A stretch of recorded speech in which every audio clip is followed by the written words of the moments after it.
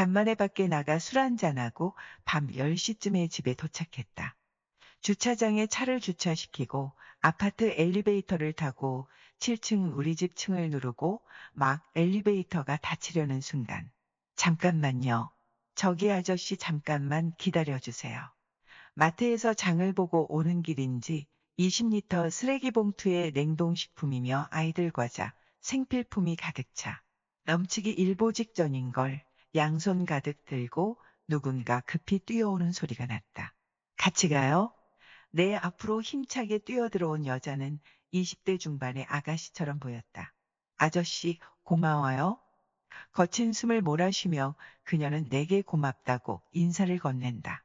처음 보는 분이시네. 네, 며칠 전에 이사 왔어요. 잘 부탁드립니다. 네, 잘 지내봅시다. 7층이 눌러져 있는 걸 보더니, 어머, 우리 층에 사세요? 아, 며칠 전 앞집에 누가 이사 오는 것 같더니.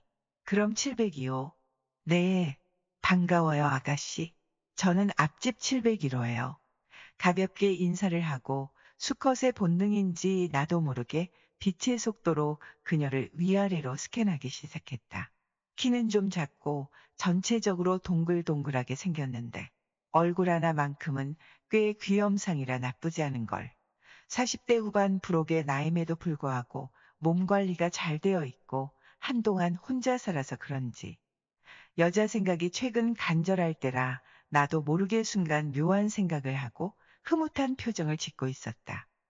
다음날 출근 시간에 엘리베이터 앞에서 또 그녀를 만났다. 초등학생으로 보이는 사내놈 하나와 나란히 엘리베이터를 기다리고 있는데 내가 문을 열고 나가자 나를 보고는 먼저 반갑게 인사를 건넨다.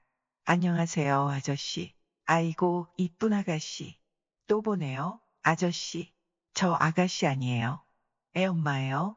호호, 그래요? 저는 당연히 아가씨인 줄 알고 실례됐다면 미안합니다. 아니에요. 예쁘다는 소리 언제 들었는지 생각도 안 나는데 듣기 싫진 않네요. 그러면서 환하게 웃는 모습이 참 예뻐 보였다. 안녕하세요. 저는 올해 49살 이혼하고 혼자 산 지 3년째 된 돌싱남입니다. 저는 나이 한 먹을 줄 알았는데 악착같이 돈 버느라 앞만 보고 정신없이 내달렸더니 눈 깜짝할 사이란 말이 저를 보고 하는 말인지 벌써 반백살을 바라보는 나이가 되어버렸네요. 어느 날 밤 12시가 넘은 시간에 한 달 전 새로 이사 온 애엄마가 급하게 저희 집으로 찾아왔어요. 아저씨, 제 아들 내일 오전까지만 좀 맡아주세요. 횡설수설하며 울먹이는 게 무슨 일이 난 듯 싶었다. 알고 보니 부모님이 온천 다녀오시다가 빗길에 교통사고가 나서 응급실에 입원했다고 연락이 왔는데 차가 심하게 망가졌다는데 다행히 아버지는 골절상, 어머니는 박상으로 크게 다치지는 않았지만 병원에 며칠 지내시면서 정밀 검사를 받아보셔야 할 것 같다며 전화가 왔는데 미안하지만 며칠 더 애를 봐주실 수 있겠냐고. 자기가 낮에는 집과 병원에 왔다 갔다 할 거고 애 학교 마치고 학원 갔다 오면 저녁 7시쯤 되니깐 그때부터 아침까지만 봐주면 될 것 같다는데 걱정 마요. 이웃끼리 어려울 때 서로 도와야지. 아저씨, 제가 이제껏 혼자 살아도 누구한테 신세 진 적이 없었는데 얼굴 몇 번 보지도 않았는데 이렇게 도와주셔서 너무 미안하고 고마워요. 아저씨, 제가 신세 꼭 갚을게요. 그 일을 계기로 앞집 여자와 가깝게 지내게 되었다. 주말마다 나를 자기 집으로 초대해 직접 저녁밥도 차려주고 가끔 우리 집으로 찾아와 청소도 해주며 말이다. 아저씨, 저 남자한테 밥 차려준 건 아저씨가 처음이에요. 내가 첫 남자라고? 그 말을 듣고 더 이상 참지 못하고 그동안 궁금했던 애 아빠에 대해 물었다. 수진 씨, 근데 애 아빠는 어떻게 된 거야? 그녀는 올해 29살의 미혼모였습니다. 20살 때 연애한 남자와의 사이에 아이를 가지게 되었고 어린 나이에도 임신을 했기에 결혼 이야기로 자연스럽게 이어졌지만 어느 날 갑자기 남자 쪽에서 심경의 변화가 일어났는지 일방적인 통보로 헤어졌고 미혼모가 되었답니다. 남자가 왜 떠났는지 이유는 정확히 알지 못했지만 어린 나이에 가장이 되어 두 사람을 책임져야 하는 게 무서웠겠죠. 그녀는 내용을 알고 싶지도 않았고 나 싫다고 떠나겠다는 남자 매달리고 싶지도 않았답니다. 집에서는 이제 21살 된 딸이 결혼도 안 하고 남자도 없이 애를 혼자 나 키우겠다고 하니 제정신이냐고 앞길이 구머니 같은데 너 인생 망치는 일이라고 강력하게 반대하셨지만 그녀는 엄마와의 인연을 끊어서라도 아이는 지키겠노라며 혼자서 병원도 다니고 정부 지원도 알아보며 출산 준비를 했고 평생 미혼모로 살지언정 아이를 낳겠다고 고집을 피워 결국 나이 21살에 애엄마가 되었어요. 만삭이 다 되어서야 엄마를 찾아가 용서를 구했고 그렇게 아기 낳고 친정엄마의 도움으로 이제껏 키워 그놈이 벌써 8살이랍니다. 그녀가 차려준 묵은지 김치찜으로 저녁을 먹고 차 한잔하며 이런저런 이야기를 나누다. 아저씨, 저한테 부탁할 일 있으면 언제든지 말씀하세요.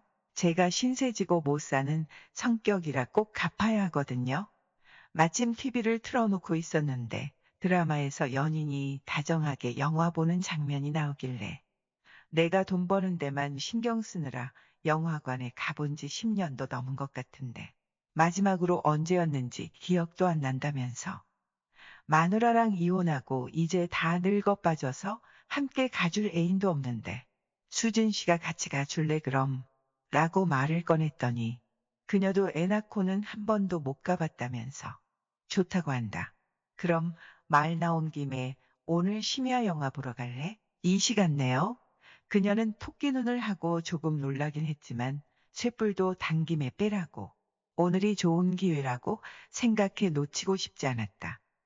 우린 심야 영화를 보러 가기로 하고 30분 뒤 엘리베이터 앞에서 만나기로 했는데 그녀가 한껏 차려입고 나왔다.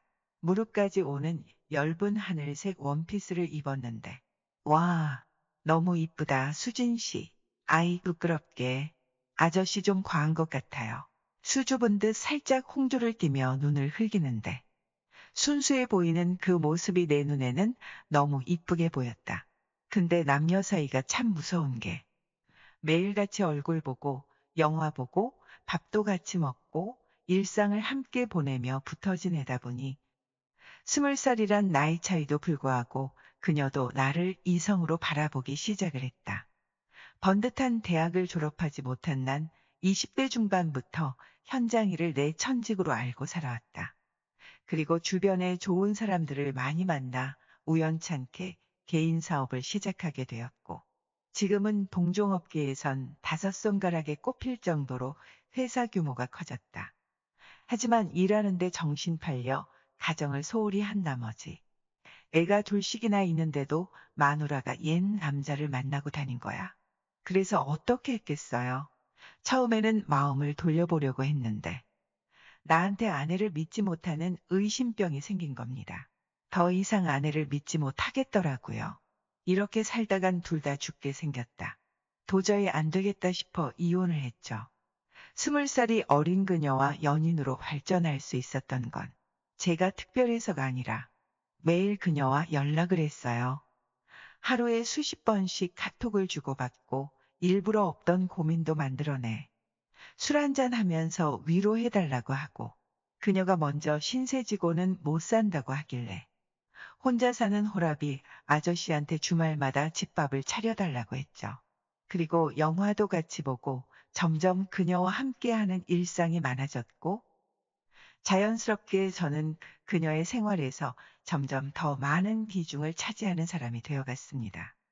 또 사회생활을 시작한 지 얼마 안 되는 그녀에게 저의 연륜과 경험이 큰 도움이 된 것 같고 그동안 미혼모로 무거운 짐을 혼자서 짊어지고 살아왔는데 제가 항상 옆에 있어 주니 든든한 뒷배가 생긴 것 같다며 좋아하길래 이런 기회 2번 다시 없을 것 같아 직설적으로 사귀자고 했죠. 앞으로 오빠라고 부를까요? 자기라고 부를까요? 그날 우린 연인 사이가 되었고 그녀의 웃는 모습만 보면 난 온몸이 녹아내리는 느낌이었다. 그녀는 하늘이 저한테 내려주신 천사 같은 존재입니다. 20살 연하의 여자친구가 생겨 하루하루가 너무 행복해졌어요. 요즘 제 마음 같아서는 로또 복권 1등에 당첨된 것보다 그녀와 있는 게 행복하다고 느낄 정도예요. 내 말은 무엇이든지 순순히 들어주고 여자한테 사랑받는 게 이런 거구나 실감 날 정도로 저한테 헌신적이죠. 사귄 지 벌써 1년 정도 되어 갑니다. 요즘에는 하루에도 몇 번씩 동거를 하자고 할까, 결혼을 하자고 할까 고민을 합니다.